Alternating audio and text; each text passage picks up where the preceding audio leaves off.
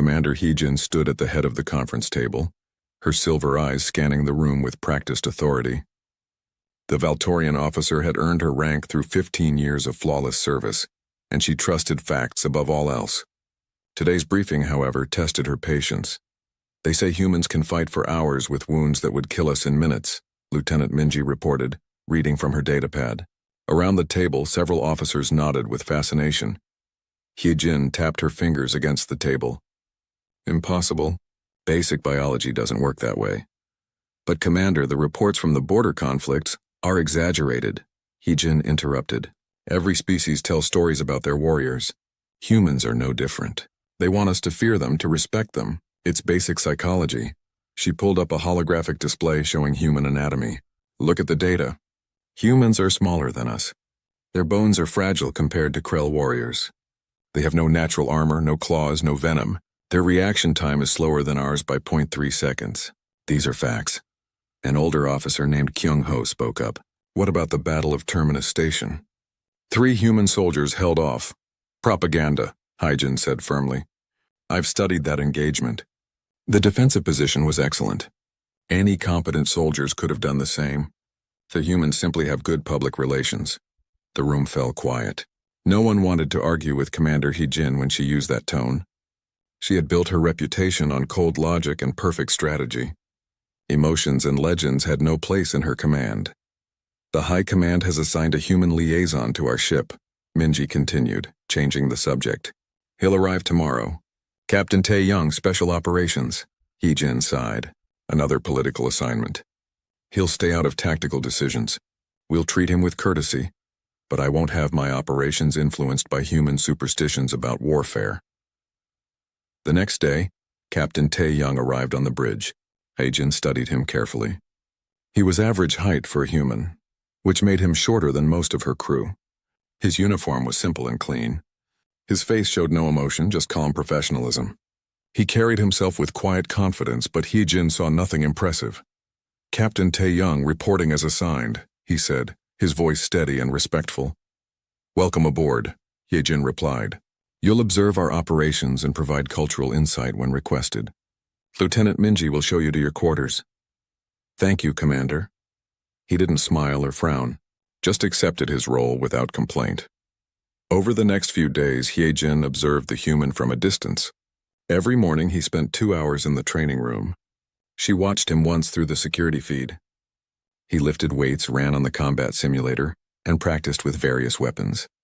It all seemed excessive to her. Why train so hard when humans were already at a physical disadvantage? He also meditated for an hour each day, sitting perfectly still in his quarters. Hyejin found this particularly puzzling. "What's the point?" she muttered to Minji. "Sitting still doesn't make you a better soldier." "Maybe it helps him focus," Minji suggested. "Or maybe humans need rituals to feel brave," Hyejin countered. During tactical meetings, Tae-young rarely spoke. When he did, his suggestions were thoughtful but nothing revolutionary. Once, during a simulation of a station assault, he quietly proposed an alternative approach using fewer troops and a different entry point. Hyejin dismissed it without running the numbers. "We use proven tactics here, Captain, not experimental human ideas." "Understood, Commander," he replied without any sign of offense. Later that evening, Minji approached Hyejin privately. "Commander, I ran Captain Tae-young's proposal through the simulator. His approach would have reduced casualties by 30% and shortened the operation by 12 minutes. Hyejin frowned. "A lucky guess. Anyone can propose a strategy that works in hindsight. Should I tell him his idea was sound?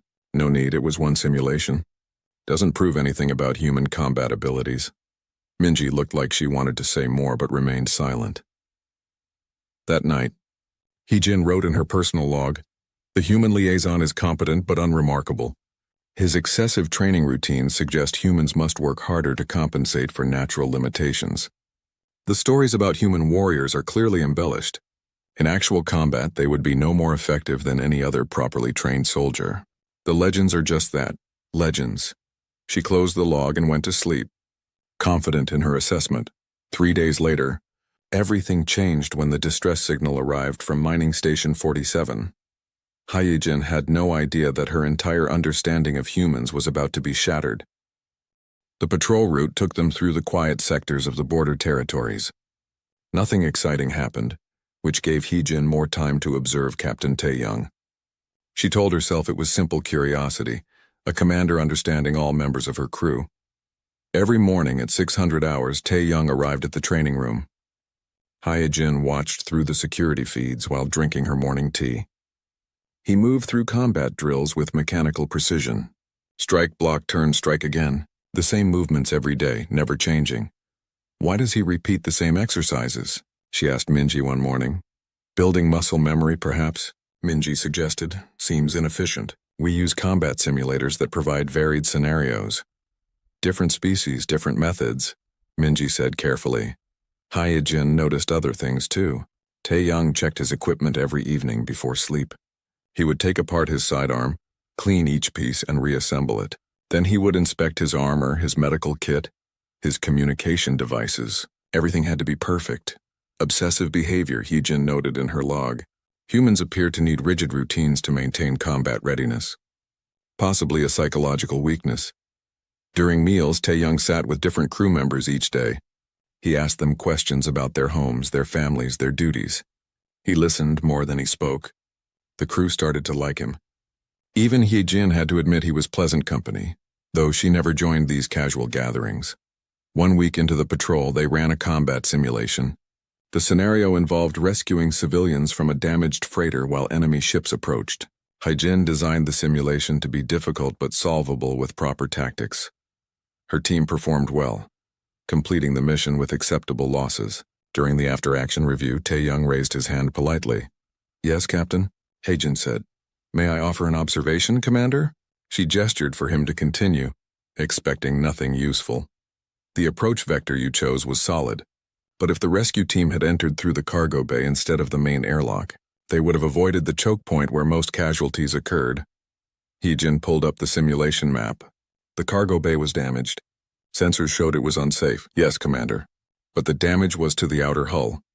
The inner bulkhead was intact. A team in proper gear could have breached there safely." Several officers looked at each other. Hee-jin felt a flash of irritation. "We don't make tactical decisions based on could have and maybe, Captain. We use confirmed safe routes." "Of course, Commander. My apologies." Tae-young sat down without any sign of frustration. The meeting ended and the crew filed out. Minji lingered behind. "Commander, should I run his suggestion through the tactical computer?" "If you have spare time," Hee-jin said dismissively. 2 hours later, Minji returned with a data pad. "Commander, the results are interesting. Using Captain Tae-young's approach, we would have completed the mission 4 minutes faster, with 30% fewer casualties." The inner bulkhead was indeed strong enough. Hee-jin studied the numbers. They were correct. "It's just one simulation. He got lucky. Should I inform him that his analysis was accurate?" "No need. I don't want him thinking his input is required for every operation." Minji nodded slowly and left. That evening, Hye-jin found herself watching Tae-young in the observation deck. He stood alone looking at the stars through the large windows. His posture was relaxed but alert. Always alert. Did humans ever truly rest? She approached him. "Captain, do you enjoy patrol duty?" He turned and nodded. "It's peaceful, Commander. A good time to prepare. Prepare for what? Whatever comes next. Peace doesn't last forever." A pessimistic view. "A realistic one," he said quietly. "Hope for peace, prepare for war. It's kept my people alive." Hee-jin crossed her arms. "The simulations we run, do you find them challenging?" "They're well designed. You're an excellent strategist, Commander." "But you think you could do better?" She made it sound like a challenge. "No, Commander. I think differently, not better. My training focuses on small unit tactics and impossible situations. Your expertise is fleet operations and large-scale strategy. Different tools for different jobs." His answer was so reasonable it frustrated her. She wanted him to be arrogant so she could justify her dismissiveness. Instead, he was professional and humble. The alarm interrupted their conversation. Red lights flashed across the ship. Minji's voice came through the communication system, urgent and sharp. "Commander, to the bridge immediately. We have a distress signal from Mining Station 47. Multiple casualties reported. Unknown hostile forces have taken the facility." Hee-jin ran to the bridge with Tae-young following close behind. When they arrived, the main screen showed the mining station. It was a large facility on a remote asteroid, home to 300 workers and their families. "What's the situation?" Heejin demanded. Minji pulled up the latest data. The station sent an automated distress call 20 minutes ago. All communication has been cut off since then.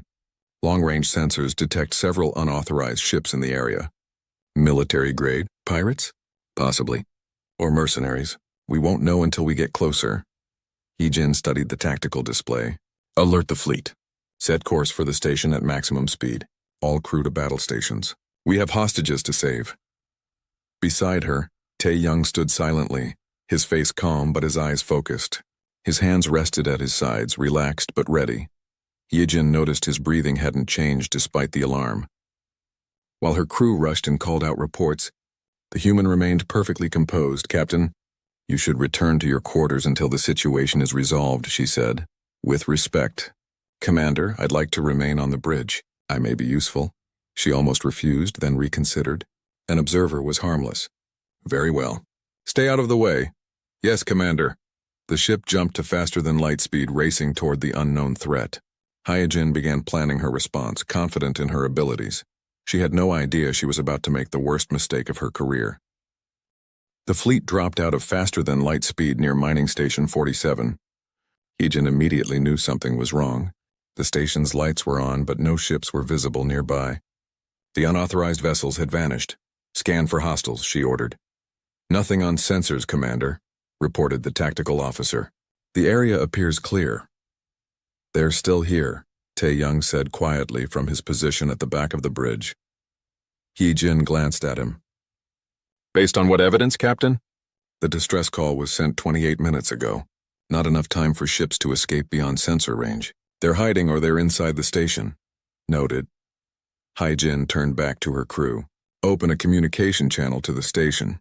Static filled the bridge. Then a rough voice came through, speaking in broken galactic common. "Valtorian ships, you will leave now. This station is ours. If you approach, hostages die." The screen flickered and showed a large creature holding a miner by the neck. The creature was massive, nearly 3 meters tall, with thick gray skin that looked like natural armor. A Krell mercenary. Behind him, dozens more Krell warriors filled the station's central hub. And behind them, hundreds of terrified miners huddled together. Heejin kept her voice steady. "Release the hostages and we'll let you leave peacefully." The Krell leader laughed. "No, we want a ship and safe passage. You have 1 hour to decide. After that, we start killing one hostage every 10 minutes. And don't try to be heroes. We've planted explosives throughout the station. One wrong move and everyone dies." The communication cut off. The bridge fell silent. Hyojin pulled up the station's blueprints and studied them carefully. "We'll surround the station and cut their power. In the darkness, our thermal imaging will give us an advantage. We send in 3 assault teams through different entry points. Fast and overwhelming force." "Commander," Tae-young said, "may I suggest an alternative approach?" "Go ahead, Captain, but make it quick." A small team, maybe just 1 or 2 people, could infiltrate through the maintenance tunnels. The Krell are large. They won't fit in those spaces. A small force could move quietly, locate the explosives, and extract hostages while avoiding direct confrontation. Hyojin shook her head. "Too slow. We have 1 hour and the station is large. Your approach would take hours we don't have. We need decisive action." "Decisive action is what they're expecting," Tae-young said. "They chose this location because the station's design favors defenders. They want you to rush in." "Captain, I appreciate your input, but I've handled hostage situations before. We're using my plan." She turned to Minji. "Prepare the assault teams." 40 minutes later, 3 teams of Valtorian soldiers surrounded the station. Hyojin gave the order. "Cut power. Teams move in on my mark. 3, 2, 1, go." The station's lights died. Her teams breached the entry points simultaneously. For the first 30 seconds, everything went according to plan. Then the screaming started. "Contact! Multiple hostiles! They were waiting for us. It's a trap. They have explosions rock the station." Not enough to destroy it, but enough to seal the corridors where her teams had entered. The communication channels filled with chaos. Team 1 is cut off. "Team 2 has taken casualties." "Commander, they knew exactly where we'd enter." Heejin's hands gripped the edge of her command station. On the screen, the Krell leader appeared again, his face twisted in a cruel smile. "Predictable. He growled. Now I have more hostages. Your soldiers, my prizes. The price just went up, Commander. 2 ships and safe passage or I start killing. You have 30 minutes, the channel closed. Hee-jin felt ice in her stomach. Among the captured soldiers was Minji, her friend, her second in command. The bridge was completely quiet. Every officer looked at their commander, waiting for orders. Hee-jin's mind raced through options. Another assault would result in everyone dying. Negotiating meant giving dangerous mercenaries ships and freedom. There was no good choice. Commander. Tae-young stepped forward. Let me go in. That's suicide. Maybe. But it's better than no options. You'll be captured in minutes. You're not... She stopped herself before saying, not good enough. I'm one person, small, quiet, they won't expect it. And I've trained for situations like this. You've trained to rescue hundreds of hostages from a fortified position, defended by Krell warriors. Skepticism filled her voice. I've trained to do impossible things when lives are at stake. That's what humans do, Commander. Hee-jin wanted to refuse. Everything logical told her to refuse. But Minji's voice suddenly came through her personal communicator, weak and frightened. Commander, Agent, please. Hyejin closed her eyes. When she opened them, her decision was made. What do you need, Captain? My gear, nothing else. I'll go in through the maintenance tunnels like I suggested earlier. I'll avoid contact when possible and neutralize threats when necessary. I'll locate the explosives and disarm them. Then I'll get the hostages out. That's impossible. That's the job. He said it so simply, like he was discussing the weather. You'll die in there. Probably not, Commander. But if I do, at least we tried something other than giving up. Hee-jin looked around her bridge. Every officer avoided her eyes except Tae-young. He stood calmly, waiting for her decision. Not eager or excited. Just ready. Fine, prepare your equipment. You have 10 minutes. I only need 5, Commander. He left the bridge at a normal walking pace, not rushed or worried. Hyejin pulled up the station's internal sensors and checked what remained active. She could track limited areas through security feeds. Link all available cameras to my station, she ordered. I want to see everything. She would watch this human die, she thought, and then she would have to live with sending him to his death. It was going to be a long night. In the equipment bay, Tae-young prepared with quiet efficiency. He checked his weapon, his knife, his gear. Everything had to be perfect. He'd been in worse situations than this. Not many, but a few. He put on his gear and headed for the maintenance tunnel entrance. Time to go to work. Hee-jin stared at the security monitors as Tae-young entered the maintenance tunnel. The space was narrow and dark. She could barely see him on the low-quality feed. Part of her expected him to trigger an alarm or make noise that would alert the Krell immediately. Instead, he moved like smoke. His footsteps made no sound. He tested each surface before putting his weight on it. When he reached a junction, he paused and listened for several seconds before proceeding. The other officers gathered around Hyejin's station, watching in silence. Where did he learn to move like that? Someone whispered. Special operations training, another officer answered. But I've never seen anyone move so quietly. 10 minutes passed.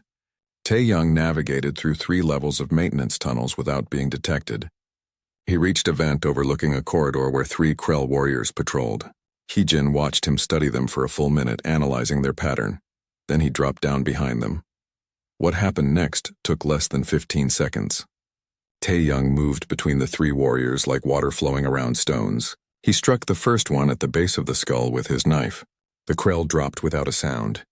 The second warrior started to turn, but Tae-young was already there. A precise strike to the throat, then another to the spine. The third warrior opened his mouth to shout, but Tae-young's hand was already covering it. A quick twist and the warrior fell. 3 Krell warriors, each twice Tae-young's size, lay unconscious or dead on the floor. The human dragged their bodies into a side room and sealed the door. Did you see that? Minji's replacement gasped. Replay it, Hyejin ordered. They watched it again in slow motion. Every movement was precise. No wasted energy. No hesitation. It looked easy, but Hyejin understood enough about combat to know it was anything but. Check his vital signs, she said. The medical officer pulled up Tae-young's biometric data. Heart rate is slightly elevated but steady. Breathing normal. No signs of stress or panic. He just killed 3 warriors and he's calm? Apparently so, Commander. Tae-young continued deeper into the station. He found the first group of hostages in a storage room, guarded by 2 Krell. Jin watched him wait patiently for 30 minutes until one guard left. Then he moved. The remaining guard died before he knew he was under attack. Tae-young opened the door and gestured for the hostages to stay quiet. He pointed toward the maintenance tunnel and whispered something Jin couldn't hear. The hostages nodded and began moving. "He's evacuating them," someone said. Smart, Tae-young cleared room after room. Sometimes he fought. Sometimes he avoided patrols entirely. Always he moved with the same impossible silence. Jin counted 12 Krell warriors he had neutralized without raising an alarm. Then everything changed. A Krell patrol found one of the bodies. Alarms blared throughout the station. The element of surprise was gone. The Krell leader's voice boomed through the speakers. "Someone is inside. Find them and kill them." Tae-young was in a corridor when 20 Krell warriors rounded the corner ahead of him. There was nowhere to hide. No way to retreat. He was trapped. "He's finished," an officer muttered. Jin leaned forward, unable to look away. Tae-young drew his weapon and opened fire. 3 warriors fell before they could react. Then he was moving forward, not backward. Straight into the enemy. His weapon barked again. 2 more down. The Krell tried to surround him, but the corridor was too narrow. They got in each other's way. Tae-young ducked under a massive fist and drove his knife into a warrior's leg. The Krell screamed and fell. Another warrior grabbed Tae-young from behind, lifting him off the ground. Instead of struggling, the human used the momentum. He kicked off the wall, flipped over the warrior's shoulder, and landed behind him. His knife found the gap in the Krell's armor. It was impossible to follow all his movements. He fought like the combat videos were playing too fast. Block, strike, shoot, move. Never stopping. Never slowing down. A Krell warrior's fist caught him in the ribs. Jin heard the crack even through the audio feed. That blow should have ended the fight. Tae-young grunted but kept moving. His right side was damaged, so he switched his knife to his left hand without missing a beat. "His ribs are broken," the medical officer reported. "Pain signals are extreme. Then why isn't he stopping?" Jin demanded. "I don't know, Commander. His body is flooding with adrenaline, but this level of function with those injuries shouldn't be possible." Another warrior struck Tae-young's leg. He stumbled but didn't fall. He dropped to one knee and used his lower position to strike upward into a warrior's jaw. The Krell's head snapped back. 12 warriors down, 8 remaining. They pressed forward together.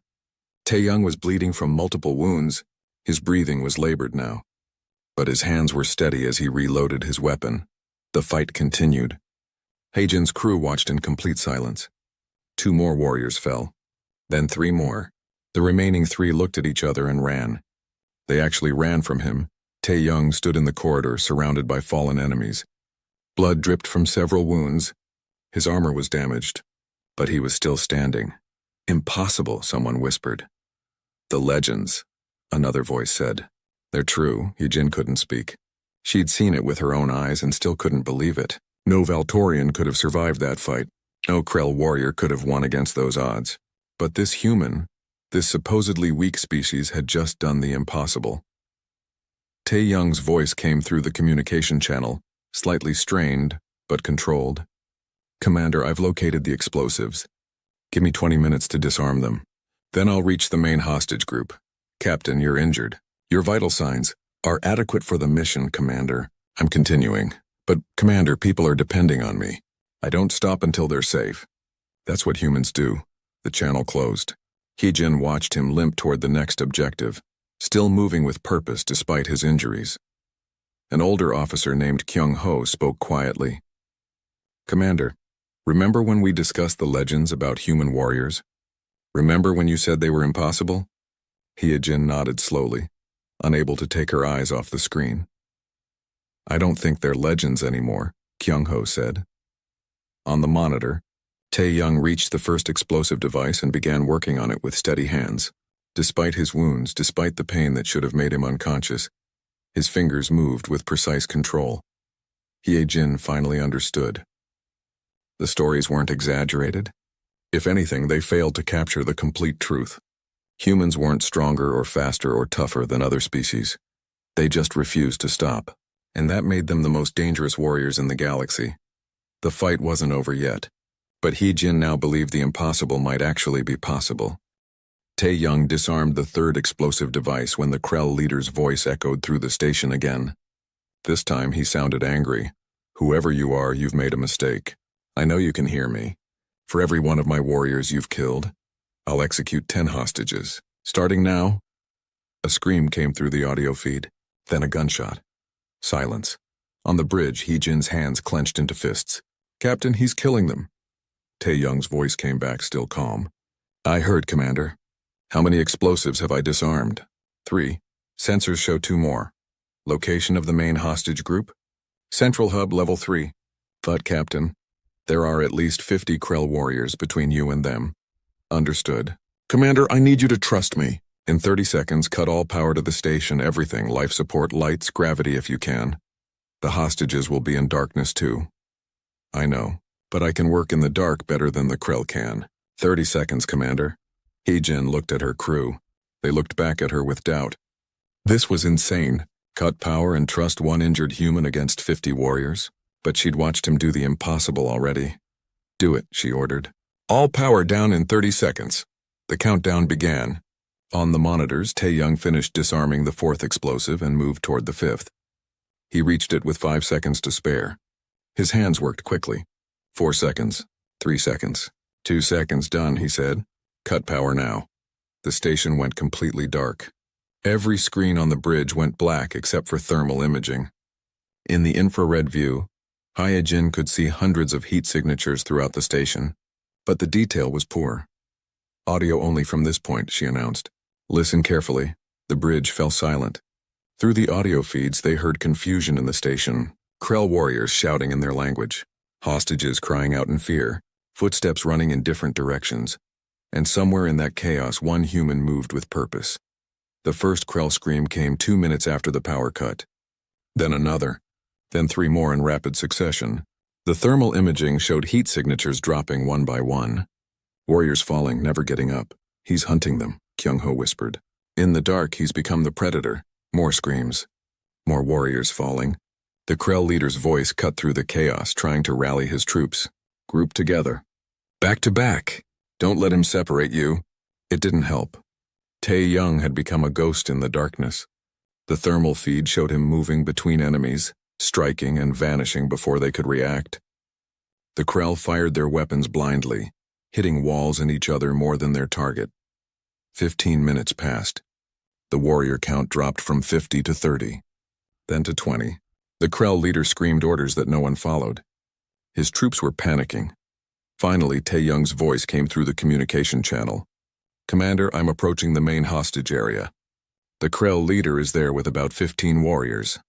I'm going in. Captain, wait for backup." "No time, Commander. He's preparing to kill more hostages. I can hear him." The audio feed picked up the Krell leader's voice. "You, the one killing my warriors. Show yourself or I'll start executing everyone in this room." Tae-young's response was quiet but clear. "I'm here," a gunshot, a scream. The sound of something heavy hitting the floor. Then chaos. Hee-jin couldn't see what was happening. The thermal imaging was too confused, too many bodies too close together. But she could hear everything. Weapons firing, people shouting, the sound of combat. And through it all, Tae-young's breathing steady and controlled. The Krell leader's voice cut through the noise. You're just one human. Fight me like a warrior." One-on-one, a pause. Then Tae-young spoke. "All hostages move to the back wall now." The sound of people shuffling. Then silence. "Just you and me now," Tae-young said. "Finally. I'll crush your bones, little human." The fight began. Hee-jin listened to every impact, every grunt, every movement.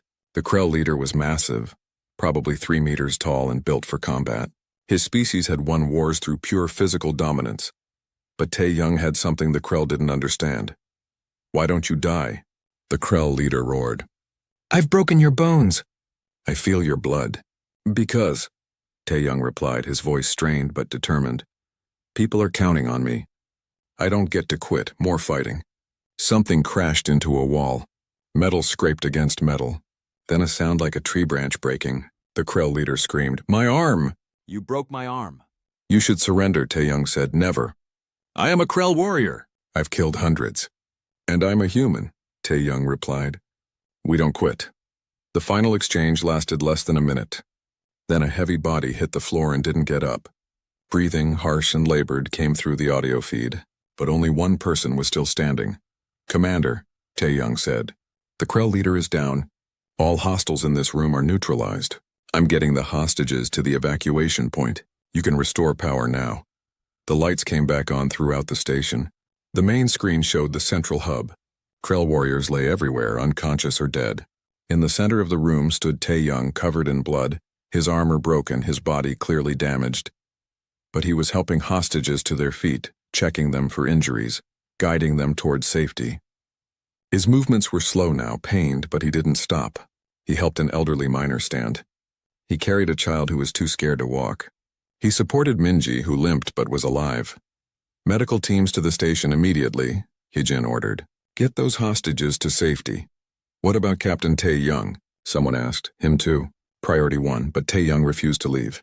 He stayed until the last hostage was safely on the rescue ships. Only when the final civilian was evacuated did he finally allow himself to collapse. The medical team caught him before he hit the ground. They rushed him to the ship's medical bay, reporting his injuries as they ran. Broken ribs, fractured arm, deep lacerations, severe blood loss, internal damage. The list went on. "How is he still conscious?" a medic asked in disbelief. "He's human," another replied, as if that explained everything, and somehow, it did. Hye-jin left the bridge and went directly to the medical bay. She arrived to find Tae-young in a recovery pod, unconscious finally, his body beginning to heal. The Dr. Kyung-ho stood beside the pod with a data pad, shaking his head. "Commander, I've been a doctor for 30 years. I've treated a dozen species. This shouldn't be possible." "What shouldn't be?" "Any of it. He had injuries that would kill most species 3 times over, but his body kept functioning. It's like humans have a backup system that activates when they refuse to give up." Hee-jin looked at the human in the pod. He looked so normal, so ordinary. Nothing about his appearance suggested he was capable of what she'd witnessed. But she'd seen it. They'd all seen it. The legends of human warriors weren't legends at all. They were just accurate reporting.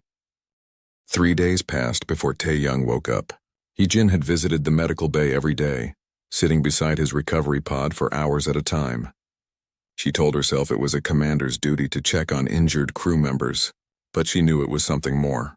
She needed to understand. When his eyes finally opened, they were clear and focused. He looked around the medical bay, assessing his situation in seconds. "Commander," he said, his voice rough, "did everyone make it out?" That was his first question. Not about his injuries. Not about how long he'd been unconscious. He wanted to know about the hostages. "Yes, Captain. All 237 hostages survived. Minji is recovering well. The miners are returning to their families. Everyone made it because of you." He nodded and closed his eyes again. A small smile crossed his face. "Good." Hee-jin sat down beside the pod. "The doctor says you had injuries that should have killed you. Multiple times. How did you keep going?" Tae-young opened his eyes and looked at her. "Because stopping wasn't an option, Commander. People needed help. When you're the only one who can do something, you find a way to do it. But the pain, the damage to your body, pain is just information, Commander. It tells you you're hurt, but it doesn't have to stop you. We train to push through it. Your people train to ignore survival instincts? No, we train to choose which instinct to follow. The instinct to survive or the instinct to protect others. Sometimes the second one has to win." Hee-jin shook her head slowly. "I watched you fight 20 Krell warriors alone. I saw you hunt through a dark station like you could see in the pitch black. I witnessed you defeat a Krell champion in single combat while already half dead. Captain, those things shouldn't be possible. They were necessary. That makes them possible. That doesn't make sense." Tae-young shifted in the pod, wincing slightly. "Commander, humans aren't special. We're not stronger or faster or tougher than most species. We don't have natural weapons or armor. What we have is stubbornness. When something needs to be done, we do it. When someone needs saving, we save them. We just don't quit. Other species don't quit either. Maybe. But we built our entire civilization on refusing to accept limits. When we were stuck on one planet, we went to space anyway. When experts said something was impossible, we tried it anyway. When the smart thing was to surrender, we fought anyway. It's not always logical, Commander, but it's who we are." Hee-jin sat in silence for a moment. She thought about all the times she'd dismissed human capabilities, all the times she'd trusted data over observation. All the times logic had failed to predict what humans could actually do. "I was wrong," she finally said. "About everything. About your training, your preparation, your abilities. I dismissed the legends as propaganda. But I was the one spreading propaganda. I convinced myself that humans were ordinary because the alternative seemed impossible. You weren't wrong to be skeptical, Commander. Skepticism is healthy, but now you have evidence. Evidence that I sent you on what I thought was a suicide mission. I let you go in there expecting you to die.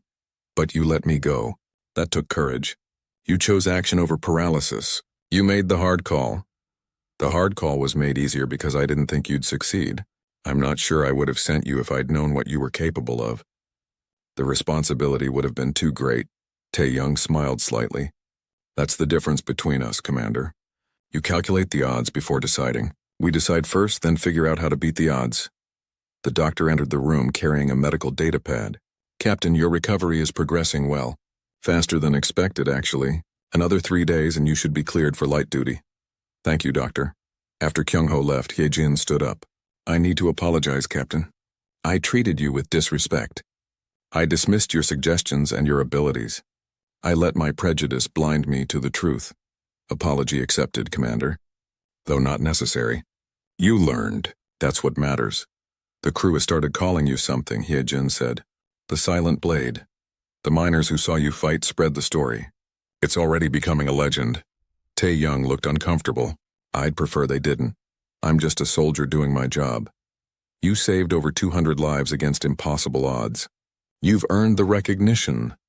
Recognition doesn't matter, Commander. The mission mattered. The people mattered. The rest is just noise." Hye-jin studied him carefully. He truly didn't care about glory or fame. He'd done something incredible and wanted no credit. This humility was perhaps more surprising than his combat abilities. "Can I ask you something personal, Captain?" "Of course. Have you done this before? Faced impossible situations like this?"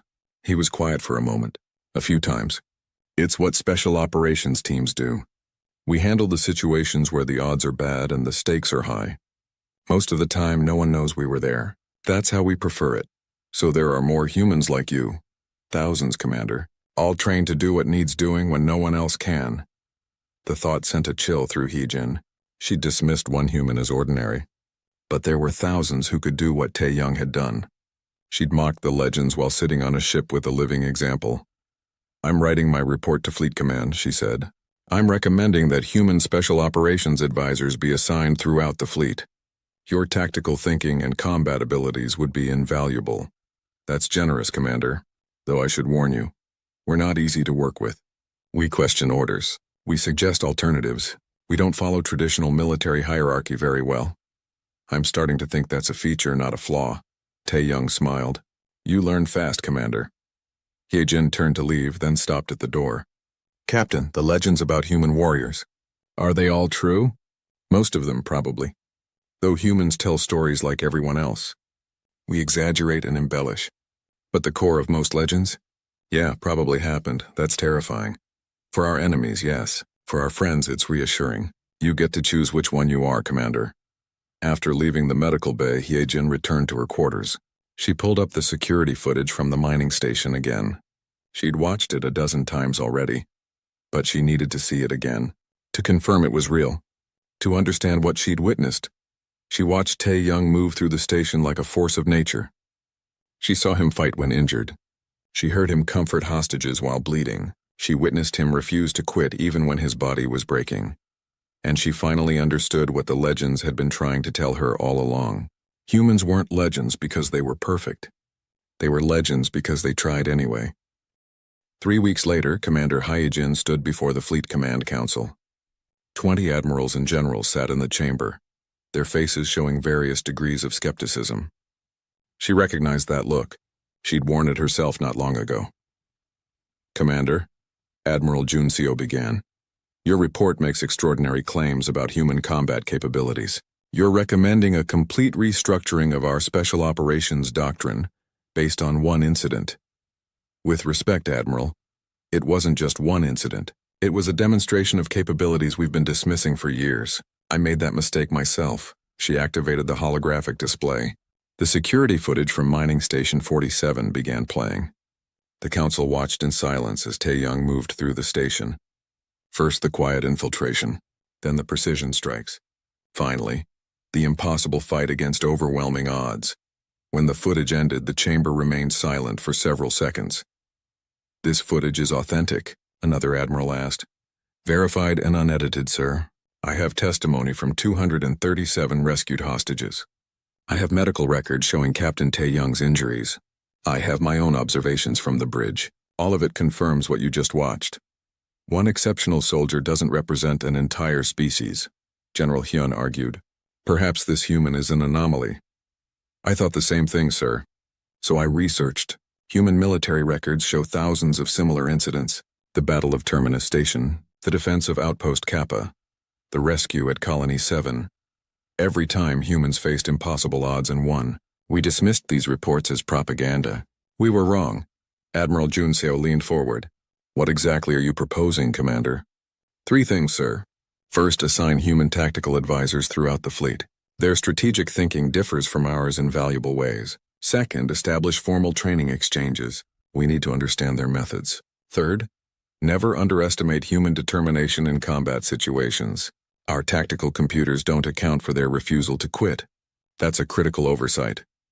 "This is a significant policy shift based on your personal experience," another officer noted. "Then send observers, sir. Work with humans on joint operations. See for yourselves. But don't make the mistake I made. Don't dismiss them because the data says they should be weaker.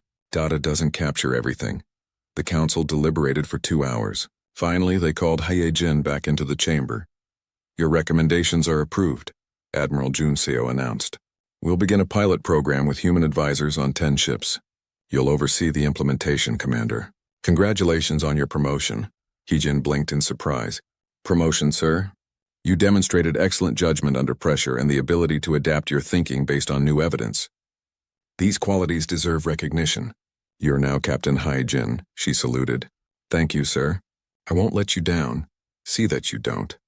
And Captain, keep that human advisor of yours. He seems effective." Back on her ship, Hae-jin found Tae-young in the training room. He'd been cleared for full duty 3 days earlier, and had immediately returned to his routines. He was running combat drills, the same ones she'd once thought were pointless. "Captain Tae-young," she called out. He stopped and turned, slightly out of breath. "Commander, I heard about your presentation. How did it go?" "I'm not commander anymore. They promoted me to captain." "Congratulations, Captain Hae-jin. Well deserved."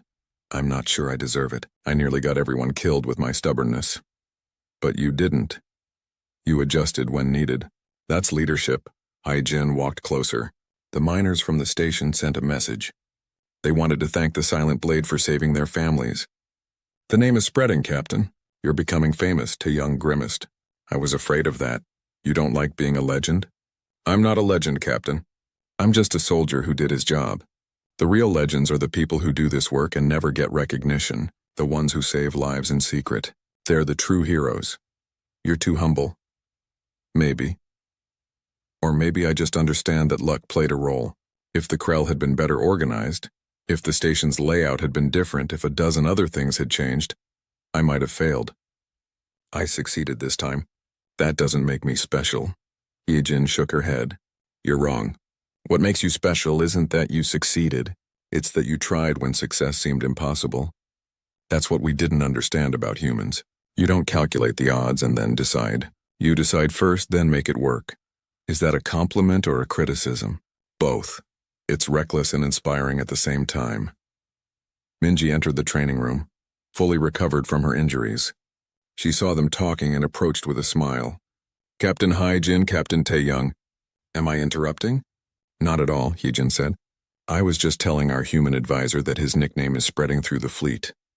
"The Silent Blade," Minji said with a grin. "It's perfect. Though I think we should add to it. The Silent Blade who refuses to die." "Please don't," Tae-young said. "Too late. The miners already made posters." "You're famous." Tae-young looked genuinely distressed. "I didn't do this for fame. I did it because it needed doing." "We know," Hae-jin said gently.